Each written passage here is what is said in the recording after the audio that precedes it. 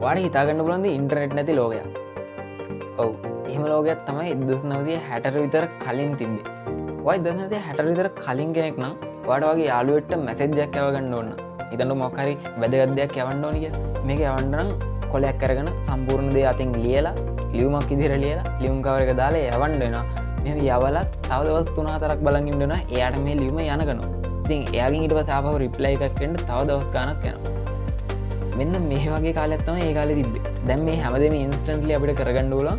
වැඩේ කියන්නේ දැන් අපි වීඩියෝ එකක් ලෝඩ් වෙන්න තප්පර 3-4ක් වුණත් අපිට තරහ යනවා. මේ අවුරුදු ගානකට කොහොමද මෙච්චර දුරක් ආවේ? ඉතින් අද වීඩියෝෙන් අපි කතා කරන්නේ ඉන්ටර්නෙට් එකේ හිස්ටරි එක ගැන. අද අපි කාලය හරහා එක කාලවලට ගිහිල්ලා අපි බලමු කොහොමද මේ ඉන්ටර්නෙට් එකේ රෙවොලූෂන් එක උනේ කියලා. එහෙනම් අපි මේ වීඩියෝෙන් ටයිම්ස් 4කට ටයිම් ට්‍රැවල් කරනවා. එහෙනම් let's go. අපි මුලින්ම 1969ට යනවා. මේ කාලේ තමයි කෝල්ඩ් වෝර් එක තිබ්බේ. මේකත් එක්ක සාමාන්‍යයෙන් මිලිටරි එකට ඕනි වුණා අර මිලිටරි එක ඇතුලේ කමියුනිකේෂන්ස් එහෙම කරගෙන යන්න එයාලගෙම උන නෙට් එකක් හදාගන්න. බාහිරින් දැනගන්න බැරි විදිහට පණිවිඩ යවන්න පුළුවන් ක්‍රමයක් හදාගන්න. මේකත් එක්ක එයාලා හදනවා ආවනෙට් කියන ලෝකේ පළවෙනි ජාලය. ඊට පස්සේ 1969 ඔක්තෝබර් 29 වෙනිදා මේ ආවනෙට් එකේ ප්‍රෝග්‍රෑමින් කරන ස්ටුඩන්ට් කෙනෙක් පළවෙනියටම ලොගින් කියන වචනේ මේ ආපනෙට් එක හරහා වෙන කම්පියුටර් එකකට යවන්න try කරනවා. මේකදී මෙයා L අකුර යවනවා, O අකුර යවනවා, G අකුර යවද්දි සිස්ටම් එක crash වෙනවා. ඉතින් මේකත් එක්ක ඉන්ටර්නෙට් එකෙන් යව පළවෙනිම වචනේ එන්නේ මේ LO කියන එක. සරල දෙයක් තමයි. හැබැයි ඒ කාලේට අනුව මාර ලොකු දෙයක්. මේක හැබැයි පස්සේ සිස්ටම් එකේ අවුල් ගියපු කෝඩ් එක ආපහු හදලා සම්පූර්ණ කෝඩ් එකම ආපහු යවලත් තියෙනවා. අපි දැන් යනවා 1969 ඉඳලා 1989ට. මේ විදිහේ ඉන්ටර්නෙට් තියෙනවා, කේබල්ස් මේ දේවල් ඔක්කොම තියෙනවා. හැබැයි වෙබ්සයිට්ස් වගේ දේවල් නම් මේ විදිහට තිබ්බේ නැහැ තාම ලොකුවට. මේ කාලේ සර්න් හිටපු විද්‍යාඥයෙක් තමයි ටිම් බර්නර්ස් ලී කියලා කියන්නේ. මෙයාට ඕනේ වෙනවා ඉන්ටර්නෙට් එකේ ඇතුලේ තියෙන ඩොකියුමන්ට්ස් දෙකක් එකට ලින්ක් කරන්න පුළුවන් විදිහක් හොයාගන්න. මේකත් එක්ක එයා ඉන්වෙන්ට් කරනවා HTML, URL කියන කන්සෙප්ට් එක. ඒ වගේම පළවෙනි බ්‍රවුසර් එක හොයාගන්නෙත් මෙයා. මේ දේවල් එක්ක මේ ඉන්ටර්නෙට් කියන කන්සෙප්ට් අයමත් වෙනස් පැත්තකට ස්විච් වෙනවා.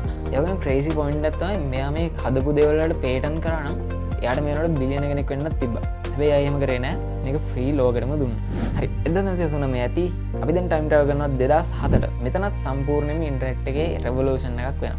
මීට කලින් ඉන්ටර්නෙට් කියලා කියන්නේ සාමාන්‍යයෙන් පුටුවක් උඩ වාඩි වෙලා කම්පියුටර් එකකින් යන්න පුළුවන් දෙයක්. හැබැයි 2007 දී ස්ටීව් ජොබ්ස් එයාගේ පළවෙනි Apple iPhone එක රිලීස් කරනවා. මේකත් එක්ක ඉන්ටර්නෙට් කියන එක ඩේලි යූසේජ් එකට යූස් කරන්න පුළුවන් විදිය ඕනි තැනකට අරන් යන්න පුළුවන් ඩිවයිස් එකකට එනවා. අපි දැන් දන්න Facebook, YouTube, Uber මේ වගේ කම්පැනිස් වලත් අර ලොකු growth එකක් එන්නේ මෙන්න මේ දේවල් එක්ක. මේකත් එක්ක අර real world එකයි digital world එක අතර තියෙන gap එක ලොකුවට අඩු වෙනවා මේ mobile phones කියන concept එක දියුණු වෙනවත් එක්ක. අපි දැන් time travel කරලා ආයෙමත් මේ දැන් කාලෙට එනවා. අද අපිට internet කියලා කියන්නේ invisible දෙයක්.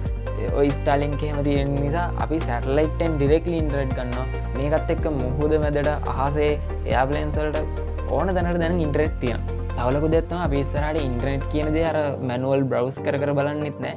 දැනටත් AI ඒජන්ස්ලා මාර ලොකු දෙයක් කරනවා.